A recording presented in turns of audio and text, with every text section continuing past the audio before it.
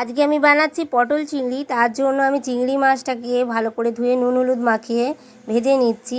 আর এদিকে আমি পটল আলু ভালো করে কেটে ধুয়ে রেডি করে রেখেছি। চিংড়ি মাছটাকে ভালোভাবে নেড়ে চেড়ে লাল লাল করে ভেজে নিয়ে এখন তুলে নিচ্ছি। এবারে এর মধ্যে আরও একটু সর্ষের তেল অ্যাড করে দিলাম। এখন আমি পটলগুলোকে ভেজে নিব। পটলে নুন হলুদ দিয়ে ভালো করে ঢাকা দিয়ে আমি পটলগুলোকে ভেজে নিচ্ছি। পটল আমার ভাজা হয়ে গেছে। এবারে ওই তেলের মধ্যেই আমি আলুর টুকরোগুলো দিয়ে নুন হলুদ দিয়ে আলুগুলোকে ভেজে নিচ্ছি। ভাজা হয়ে গেছে, আমি আলুগুলোকে তুলে নিচ্ছি। এবারে এর মধ্যে বেটে রাখা গ্রেট করা পেঁয়াজ দিয়ে পেঁয়াজটাকে ভালো করে ভেজে নিয়ে মাছের সাথে মিশিয়ে নিলাম।